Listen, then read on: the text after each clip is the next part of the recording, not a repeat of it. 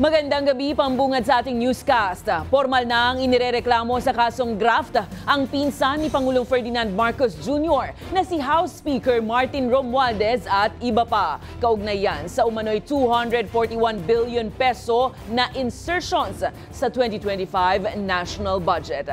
Pero ilang House officials agad bumuelta. Pinupolitika lang raw sila. Sumadya ang ilang kaalyado ng pamilya Duterte sa Office of the Ombudsman ngayong Lunes upang ireklamo sa kasong graft si House Speaker Martin Romualdez at iba pang opisyal ng Kamara dahil sa umano'y illegal na insertion sa 2025 national budget. 12 counts ng pamemeke ng legislative documents at graft ang inihain ni na dating Speaker Pantaleon Alvarez, Attorney Ferdinand Topacio, PDP laban senatorial candidate Jimmy Bondoc at Citizens Crime Watch President Diego Magpantay. Kontra ito kina Romualdez, House Majority Leader Manuel Dalipe, dating House Budget Committee Chairman Zaldico, Acting Budget Committee Chairman Stella Kimbo at iba pang posibleng kasabwat dahil sa umano'y pag-fill in the blanks sa ilang budget items sa bicameral conference report. 12 times po nilang pinunuan yung mga blanks. Yun po ang inapprove ng BICAM ay zero, nakalagay zero. Dapat po yun pagdating sa Pangulo, zero din. Imagine 241 billion pesos.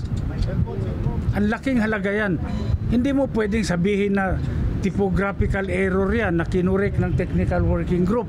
Sa pahayag, kinukwestiyon ni House Majority Leader Manix Dalipe kung bakit House leaders lang ang inirereklamo, gayong shared responsibility ng mataas at mababang kapulungan ang pagbabalangkas ng budget.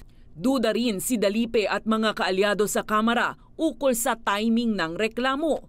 Lumabas kasi ito matapos i-impeach ng Kamara si Vice President Sara Duterte dahil naman sa umano'y questionableng paggamit ng confidential funds. Ito po'y klarong diversion lamang sa mga issues kasi kung iisipin mo, ang tagal na nilang pinag-uusapan yung budget, bakit ngayon na nila naisipan mag-file ng cases pagkatapos na i-transmit ang impeachment sa Senado. Pero giit ng kabilang kampo, Wala namang timing yung criminal case.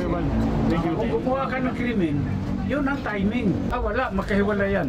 Kasi iba naman yung impeachment, ibang usapin yun.